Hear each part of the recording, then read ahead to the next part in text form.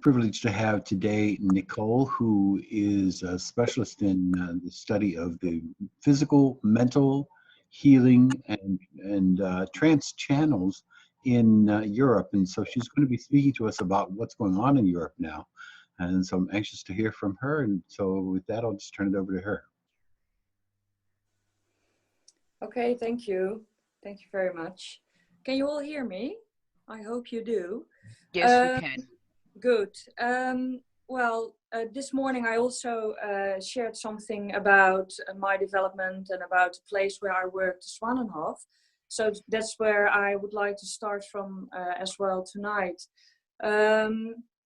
Most people know that I am an overall course organizer at the Zwanenhof together with the owner, Joke Meidam.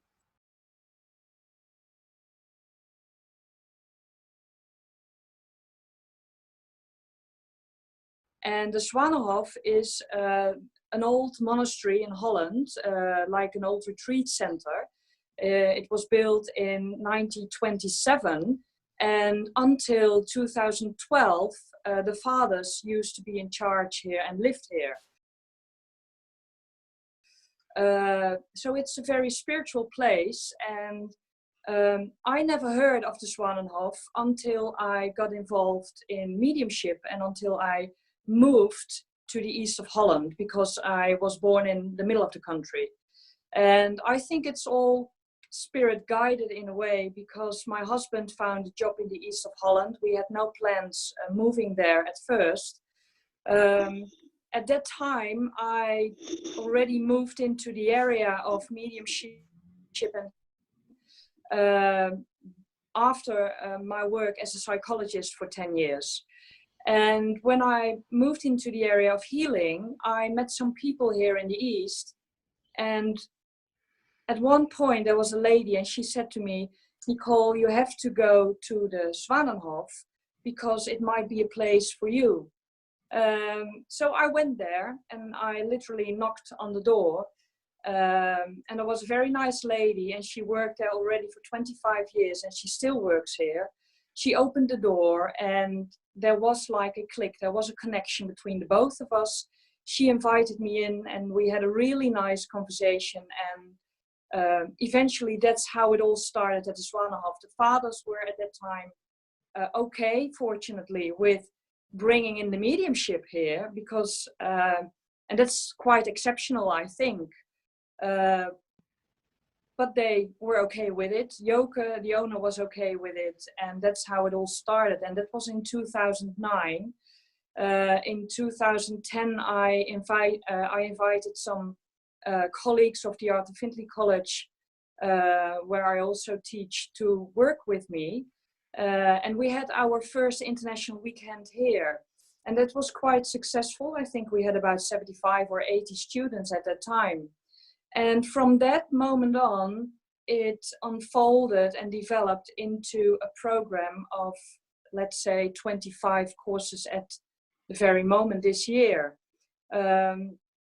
So that's something I think we can be quite proud of.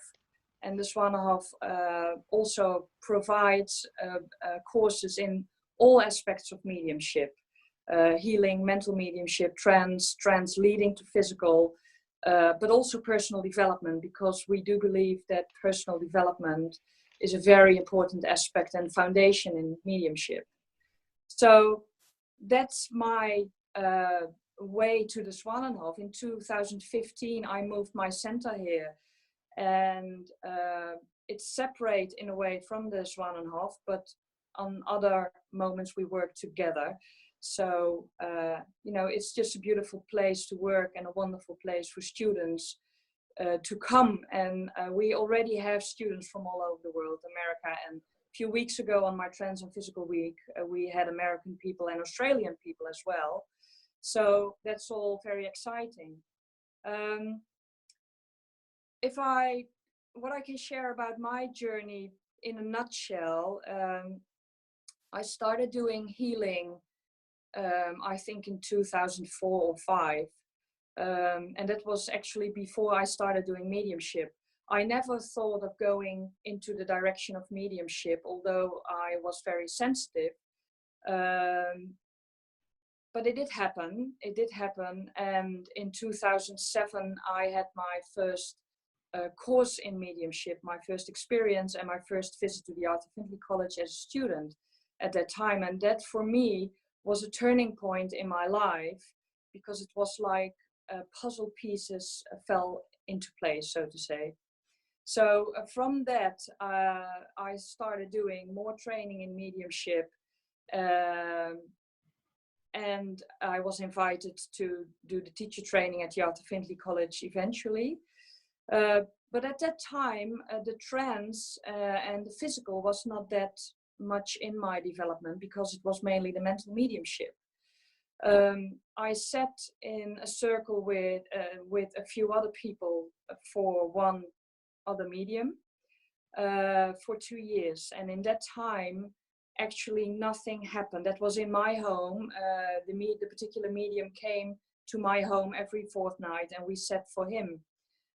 In that time, nothing happened, and he decided to stop. But that was, in a way, a starting point for me into physical mediumship, because my husband had built him a cabinet, and the cabinet is something that I would never have built for myself. Especially not at that time, because I didn't think of going into that direction. But one evening, I felt drawn into the cabinet, and it was in my living room. So I decided to sit and to spend some time there. And I was sitting in trance, and I enjoyed it. I had a lovely time. But at a certain time, I got a sharp pain on my stomach or solar plexus area. And when I came out of the cabinet, I had like a mark like this on my stomach. And it lasted for 3 days. We took pictures and I showed it to people. But no one could tell me what happened in the cabinet.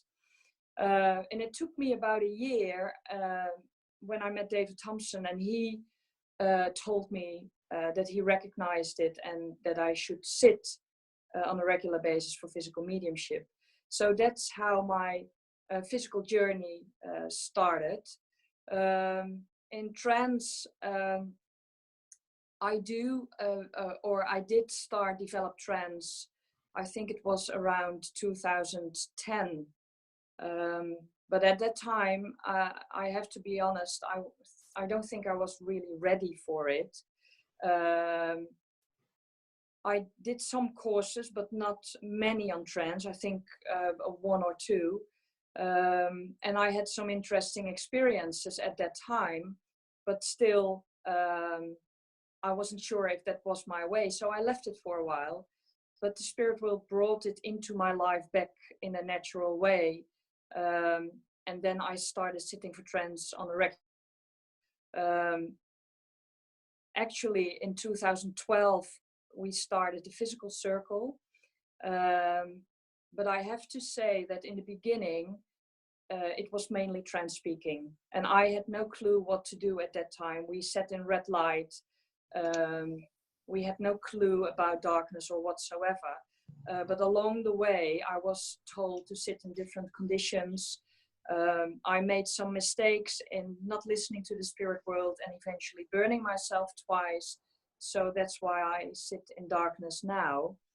But that's actually the way I go forward in at the moment. And it's more and more going into the direction of physical mediumship and less mental mediumship. So that's a bit of me and a bit of about the Zwanenhof, the place I work. So, well, if there's any question, I would like to answer them. Yes, I just wondered, being a nun, about how many monks, or are there nuns also there? And Yeah. Do they have a retreat facility? Or what is their work? Yeah, the Zwanenhof was solely built as a retreat center. Oh, okay. So people who needed to have a retreat because of health problems, but also certain groups like young people or people who just got married or housewives or all kinds of groups of people from the area and from Holland came here for retreats. Do you know what order of monks they are? Yes, it's called in English the Redemptorist. Oh, yes, I know them. Yeah. We have one. Thank you. Yeah. And they are now only located in the south of Holland. They still do own 2 monasteries, but they don't own the Zwanenhof anymore.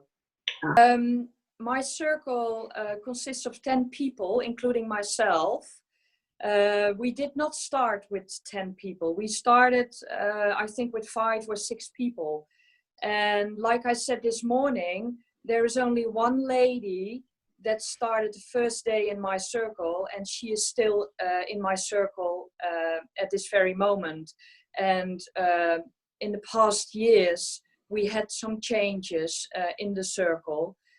We trusted it because I think it was necessary also for the development. And now we are with a group of 10 people, and it's 10 people on every Tuesday night we sit. In the beginning, we sat for an hour. When spirit took control, it is now merely an hour and a half.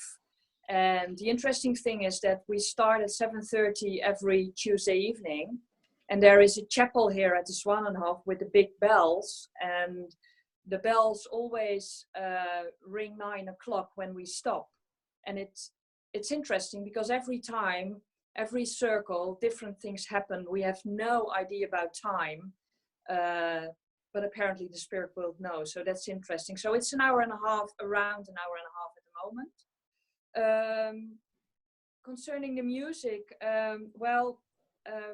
we chose the music ourselves in the beginning, and just because we liked particular songs, but we had no idea how the music would work in the seance room.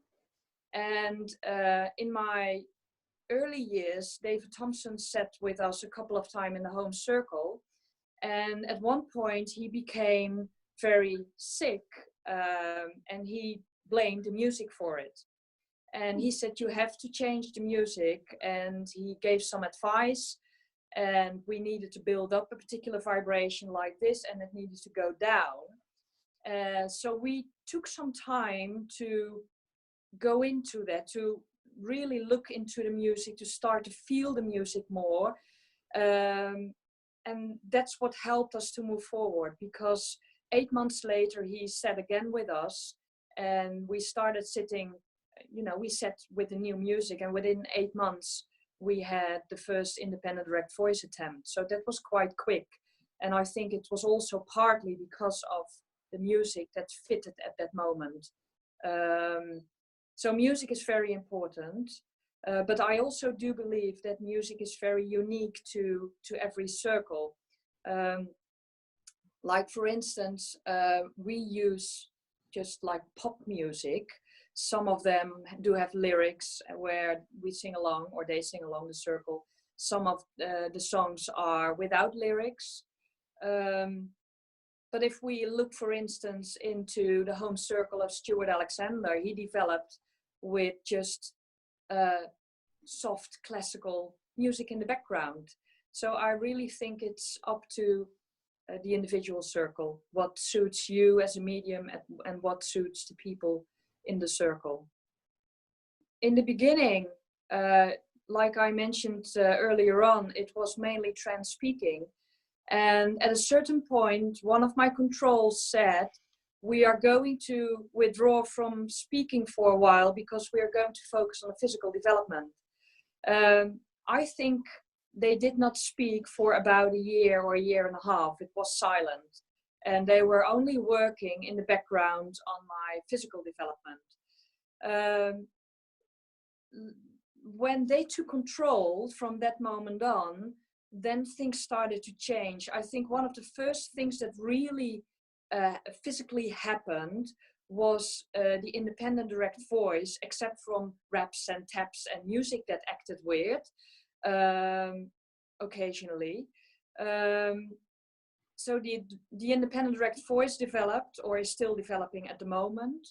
We had Well, I had one attempt of levitation, but I have to be honest, I'm very afraid of heights. So when I felt, and it was on one evening when Stuart Alexander sat with us in the home circle not too long ago, they tried to levitate me, and the chair was raising from the floor at the front, and I'm not fully unconscious. There is still a slight awareness with me when I sit in the cabinet, and somehow the fear kicked in and I fell back on the floor with the chair. But they tried it at that time. They did matter through matter. I'm tied to the chair with my legs and my arms, but not with tie rips, but with those, I don't know how you call them in English. It's Velcro, I think, straps. And they did matter through matter on my leg. So when the curtain was opened, it was separated but still intact.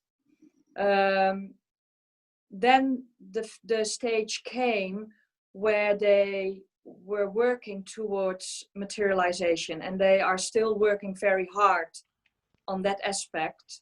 But actually it started with our cat, and that's quite an interesting story.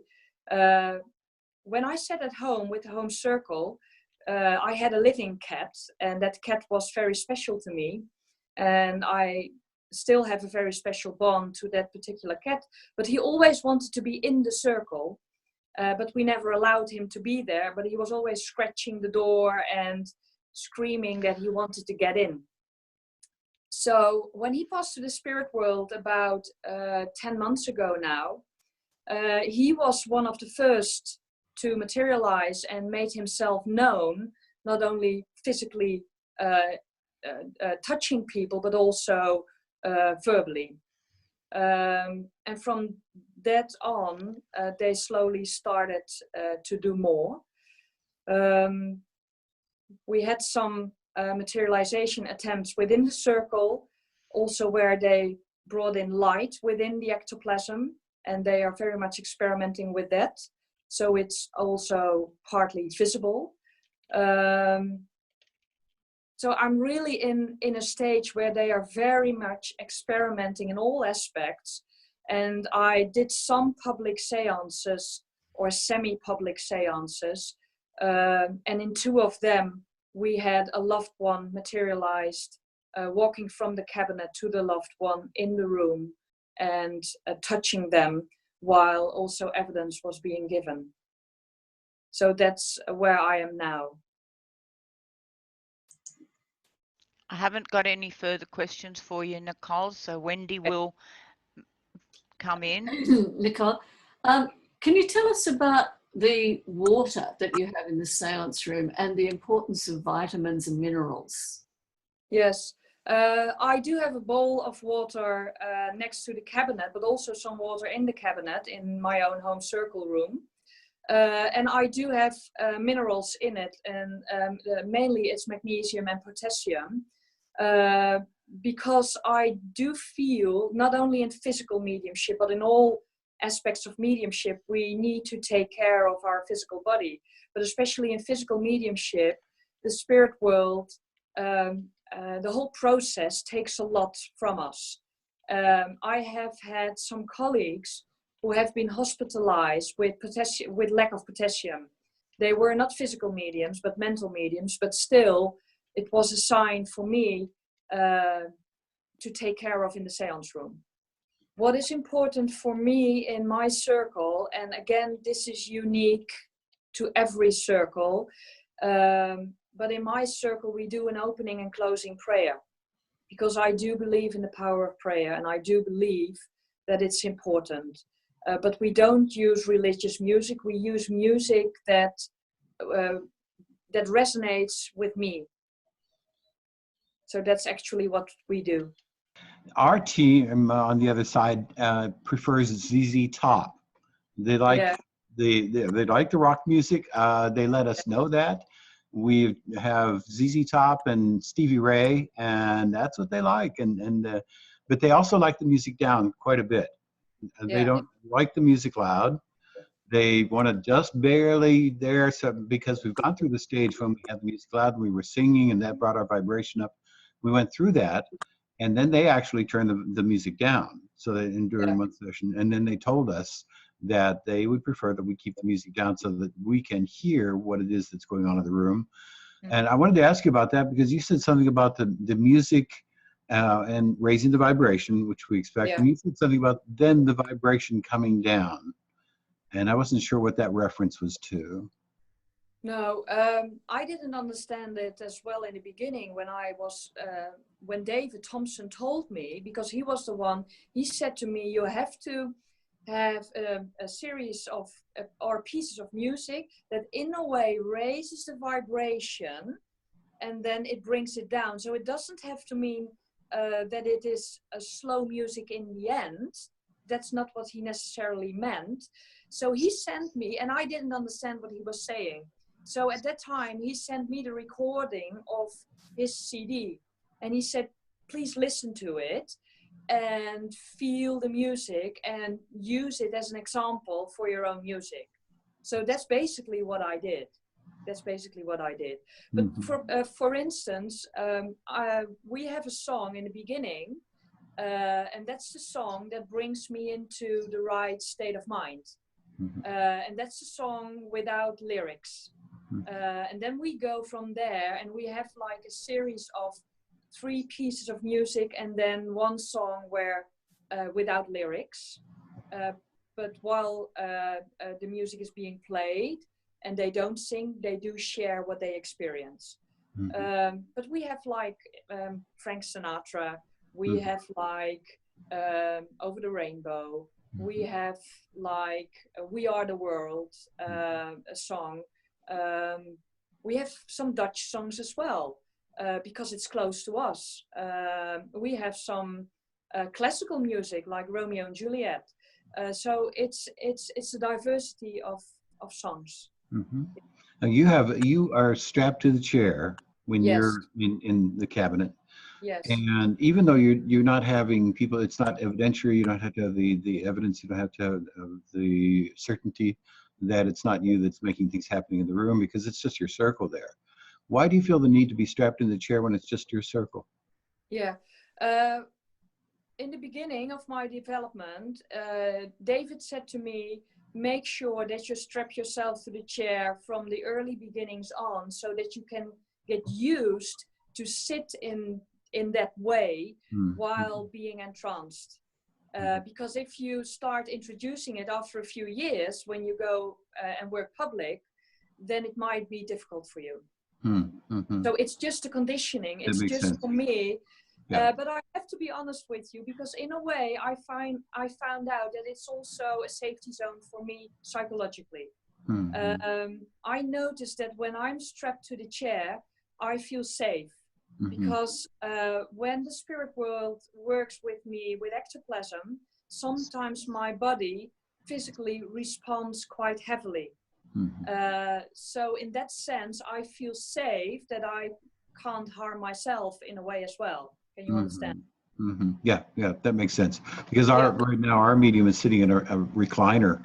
So we have the cabinet, we have this huge cabinet, and then he's in a recliner in the cabinet. Yeah. So yeah, we'll need to talk that over and see what he thinks about that. Yeah. Okay. Good. You'd mentioned some of the things that happen in the room. You said that different things happen. Yeah. What happens?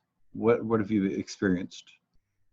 Well, I don't experience always that much because I try to be out of the way as much as possible, of course. But I'm not always fully out of the way. So I get sometimes bits and pieces of things that happen. Well, like I explained to you, we had a port, we had independent direct voice. They don't use the trumpet. They build an ectoplasmic voice box. So they don't use the trumpet in my case at the moment, but I'm not sure if they will ever use it in future. We don't know. They are developing materialisation. They tried levitation, matter through matter, all sorts of things. Good. Yeah. Yeah. He's Australian. He came, well, actually, he always has been with me, but I was not aware of him until I was a bit older. The interesting thing was, a few years ago, I was working at the Arthur FIndlay College as a teacher, and I was doing a private sitting in one of the interview rooms at the college. And there was a sitter sitting opposite of me and a translator on the right of me. And behind my back, you have those heavy oak windows. And I was doing a private sitting, and suddenly my translator starts to scream because the heavy oak windows open automatically behind my back and they close very controlled. And she asked me what was going on, and I was puzzled as well because I had no clue, but I needed to continue my sitting and to try to be as professional as possible. So that's what I did, but it puzzled me the whole time. And I didn't tell anybody until 2 weeks later. David Thompson was at the Zwanenhof, working on the same week as I was working on the Trans and Physical Week. And on the first night I was teaching, and he was doing a seance in the seance room. And his circle leader came to me at the end of the seance and he said, "Nicole, you have to be in the seance tomorrow because the spirit world wishes to speak to you." And I said, "Well, okay." So I arranged that I could be there. And I went in, and Timmy, David's control, Timmy said to me, "Do you know Tommy?" And I said, "No, I don't know Tommy." And at that moment, Tommy made himself known in the seance. And he said to me, "Nicole, do you know about the window incident in England?" And I hadn't told anybody. I hadn't told David. So that was quite profound. And Tommy told me that he waited almost 40 years to be able to work with me. When I was young, I had a toy cat when I was 2 or 3 years old. And I always put the toy cat on top of my head before I went to sleep. And I did that for quite a long time. The interesting thing is that I named that cat Tommy.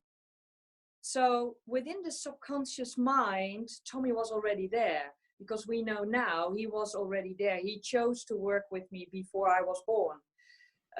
But it's interesting how the mind works and how I give a toy cat a name and a personality in a way that could protect me when I was young. Then there is Silver Cloud. Silver Cloud came into my life a couple of years ago. He's a Native American. He gave evidence and proof of his life, and we know when he passed to the spirit world, and we know how he passed to the spirit world, and we were able to find that information later when he gave it to us. He works with me in different ways. He worked through automatic writing. That's how my book appeared. He works within the circle, but more in the background. But he is very much at the moment involved in the physical healing, together with my spirit doctor. And the spirit doctor is someone who is not that long with me. I think the end of 2017 that I became aware of him. I know he is with me a little longer, but that's the moment where I became aware of him. And through the physical mediumship of a precipitated art medium from America, his autograph appeared for me on a card, as well as that I got other signs in that same period of time. So yes, I got all different signs. Quite recently, we know that there is someone in the spirit world who just started to develop me, and he will take over control in my circle, and he will play a big part in the future. but he also is connected to another physical medium, and this physical medium knows about it and is very, very delighted about the whole process. But that's all the information I can give at this moment about this particular control. From my own center, I have some regular groups that I run, as well as in mental mediumship, healing, trance development groups. And I'm trying to help some circles in Holland. At the Zwanenhof, I'm the overall course organizer, but at the same time, I also run a few courses there. So at least once a month here for a whole week on a particular subject, and we have students from all over the world. And I travel a lot. I work in the United States and many places in Europe. So I'm not that much at home, and it's always a challenge to find a balance with a family. I'm just amazed at how much you actually do, especially as you have 3 teenagers at home. Yeah. And Yes. Your dedication. You are very dedicated to the work. Do you believe this is what you came into this world to do? Can you tell us a little bit about your where you see this going, and why are you prepared to pursue such a challenging path, particularly physical mediumship, which is dangerous, as we know, and life-limiting? We understand that many physical mediums feel that it could take years off their life. Could you tell us a little bit about how you feel about that? Yeah. Well, when I look back into my life, I never thought of going into this direction, but I was just led by the spirit world into this direction. And I started to recognize the signs. Probably I could have said to the spirit world, you know, whatever you want to do, I'm not cooperating and I'm not doing it.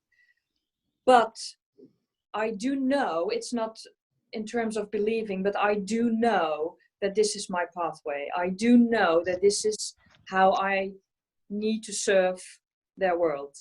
And it's the same like I said this morning. I made a promise to the spirit world, and I said to them, if I have to give in 10 years of my life to be able to be that voice and to be able to give all I can give to bring the reality of life after life here, to bring the truth here, then I will do it.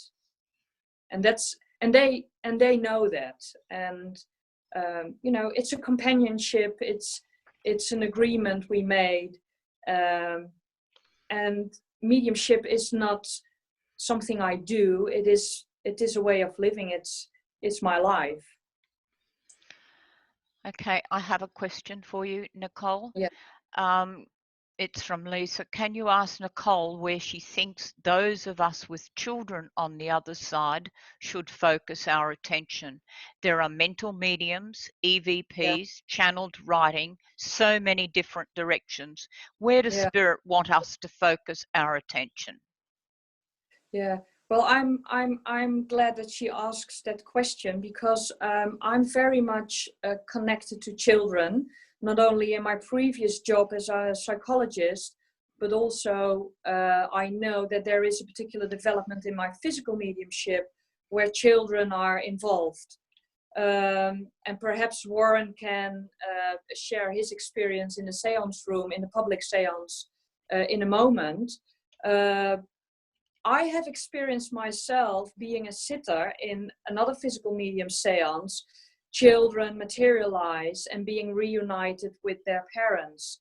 I truly believe that that's the most beautiful, the most healing way of reunion, of reuniting loved ones again. And that's why I say, as a mental medium, yes, I brought children back to their parents. Also as a physical medium a few weeks ago for the first time. But still, where mental mediumship makes you a believer, physical mediumship turns you into knowing. And that's for me the difference. We had a very wonderful time with Nicole at the Zwanenhof, and it was a great pleasure to be there and to witness what I witnessed. I'll just repeat what I said this morning, which was that first and foremost, nobody wants to be fooled. Nobody wants to fool themselves with mediumship, and that's a great challenge. And one thing I've never ever allowed is for me to fool myself or to be fooled by another. And I was, even though Nicole's become such a good friend, I still went in with that same questioning mind. So I know Suzanne and others were with me all afternoon, and we checked that seance room from top to bottom, and we had full control of it. Once those lights went out with 25 or 30 people in the room, I was 200% certain that every single aspect of that room had been checked. Now, to my left, just 2 seats away, was the cabinet in which Nicole was in. And 2 seats to my right was a young girl of around 19 years of age. And just 2 seats to her right was her father. So father and daughter were present, and I was right between the two, the medium and these 2 people. And at one point, Tommy, who Nicole has spoken about, her little boy guide, identified this gentleman, his daughter, and of course the other girl's sister, by name. So when he said that she was going to walk from the cabinet and come to her father, you know, we were all overjoyed, and the music was played, and we sat and we waited. And I was totally waiting and observing the room in the process. But, you know, it was just amazing, because all of a sudden the gentleman said he felt the child's hands on his head. And then next minute he's saying that she's giving me a hug, and he could feel her physically wrapping her arms around him. Now, any doubting mind, which I have an analysing mind, I did for a moment wonder, well, could my friend Nicole, I don't want to sound like a doubting Thomas, but could in any way this have been done in another method? But with that, Tommy spoke from the cabinet through Nicole at exactly the same time as all of this phenomenon was taking place. And it was incredible. With that, the little girl moved to her sister, started playing with her hair and touching her before retreating back to the cabinet. And that emotion, not only for the father and the daughter, as well as the daughter's spirit side, of course, who's also going to be feeling great emotion, but also for all of the sitters. I'm aware that out of the 25 or 30 people present in that room, I think we all shared a unique sympathy and empathy and a bond that night, which crossed 2 worlds and 25, 30 people in a room. It was beautiful. That's mediumship. That's physical medium. At least that's what that should be what physical mediumship is. It's that uniting of loved ones, and that's what Nicole and her team and her circle achieved that night when we all joined. So it was wonderful. Did anyone see her, or did they mainly feel her? On that evening, the father and the daughter, his living daughter that was present with him, they felt her. There was no observational materialization. I know Nicole has said that she has had it where the ectoplasm has become somewhat illuminated, so it was visible within the dark. But on that occasion, that didn't seem to be so. But irrelevant in that sense that Nicole, everything was so well controlled, so we were able to just enjoy the moment. But he felt her and could feel her, and he was very moved. I was able to speak to him afterwards before I wrote a report on the event, and he and she, his living daughter that was present, were deeply moved. In fact, they looked quite shell shocked for some hours afterwards. You know, it was that reaction that you see from physical mediumship in people's eyes when it's genuine and it works. There's a certain look in people's eyes, you know, which is quite incredible to see. I just want to say that I know that reality very well because my guru or Father Bruno is very present to me in that way often. So it's good to hear that that happens in other circles. Thank you. Thank you. Nicole, can you tell us about your book? Silver Cloud started to control me in a different way a while ago.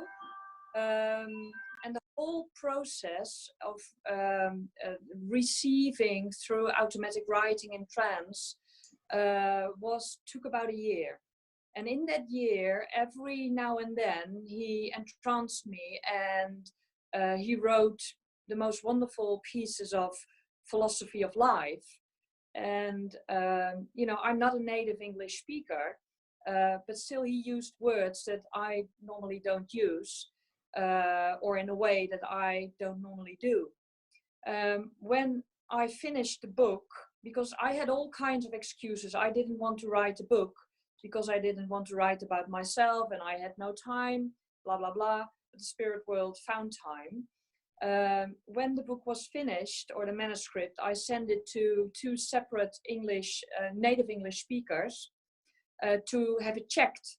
And the interesting thing was the first chapter I wrote myself as an introduction, and I got the first chapter back full of grammar mistakes, and I had to change things.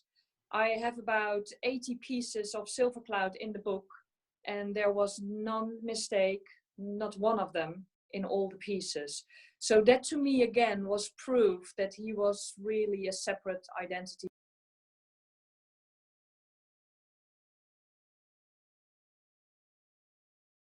He speaks about the Great Spirit, about God. Well, he uses the word Great Spirit. He speaks about the importance of living life here, now. And he speaks about the importance of the realization that we are all one, that there is no separation. Those aspects are aspects that he touches in a way.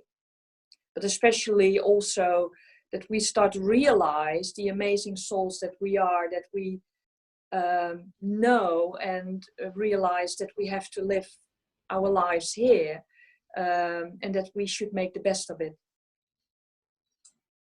Nicole, how long have you been sitting?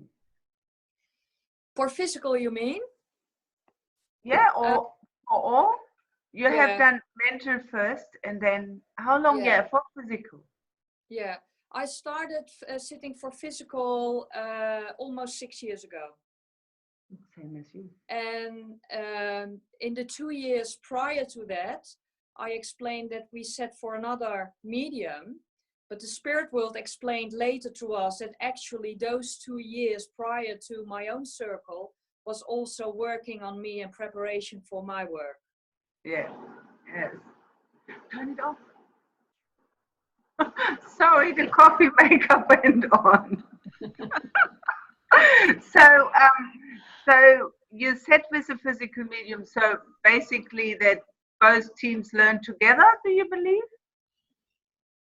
No, I don't sit with another physical medium. No, before. Do you said with someone before. Do you believe that the teams work together?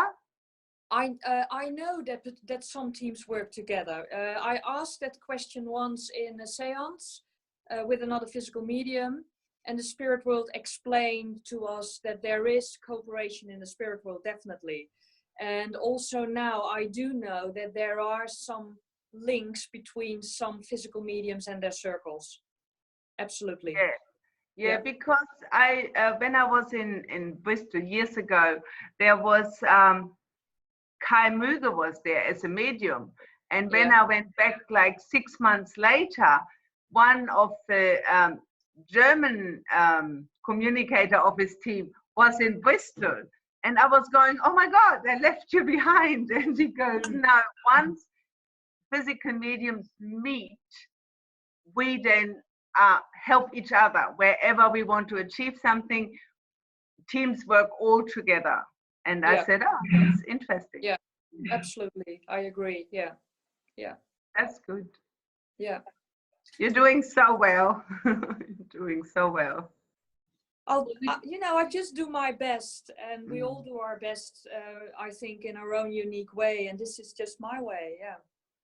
Nicole, can you tell us a little bit about the state of mediumship in Europe? Those of us in Australia and in the United States are not so aware of what is happening in terms of mediumship, both mental and physical, and also the awareness, the reaction to spirit, or the awareness of spiritualism or of mediumship overall. Is it increasing? Is it changing? Is there still hostility from the church?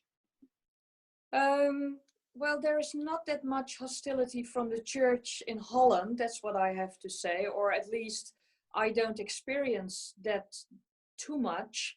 If I look back, when I started about 10, 12 years ago, at that time, I had some colleagues who had some trouble with the church, but I did not hear it in recent times. They always told me when I moved to the east of Holland, which is more like a bit of a closed-minded area in Holland, they always said to me, it will never work here. And I said, yes, it will work here. And eventually, you know, I proved that it could work here and that it works. The thing is, Holland is very different, I think, from instance to England, where there is a history of spiritualism. In Holland, we don't really have a history of spiritualism because in the past we looked at England. All the physical mediumships, the pioneers of the past, they were all in England. So we don't have a history of physical mediumship. We do have some trance mediums in the past. So what I see now in Holland is that people slowly get more used to trance and physical mediumship.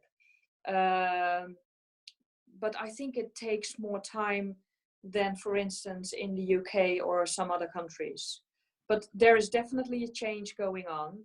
I know, for instance, that Scott also works in Holland, so he can probably tell about that as well. But there are changes coming, and I think in more countries where I work as well, that people slowly change from having fear in a way or insecurity into curiosity. And that's what I see happening at the moment. Yeah, hi, Nicole. Hi. We have at least one person who appears to be developing into a direct voice. What was the process by which what did you experience as you developed your direct voice ability? Well, in the beginning, I was expecting the spirit people to use the trumpet, but they didn't use the trumpet anyway. The only thing I can say is that I felt the process of taking ectoplasm from me. Sometimes I was in pain. Sometimes I was really feeling uncomfortable, and I knew that process was happening. The sound of ectoplasm, like a slurping sound, you can hear it in the room as well. But I had no clue what they were doing, and I was not paying any attention to it because my job is to get out of the way as much as possible, and that's what I do. So I can only hear back from the circle. But at one particular time, and the first time was when David was with us, and that's the time I mentioned, it was a very faint, almost whisper, like, I'm here, some, very faint whisper. And there have been occasions where they were able to very clearly speak, and so that we could even define whether it was a man, a lady, or a child. And the interesting thing is when Tommy, for instance, speaks through me, he has exactly the same voice as when he speaks through the voice box. Mm-hmm. So that's interesting. Mm-hmm. Yeah, good, thank you. You're welcome. Do you see an actual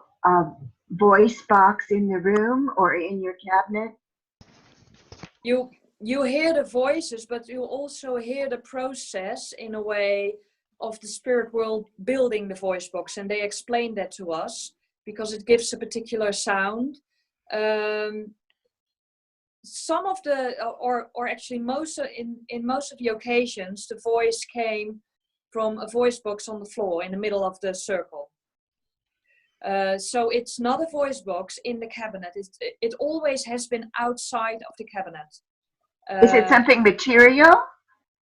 They built a voice box from ectoplasm. And you see it in the middle of the floor?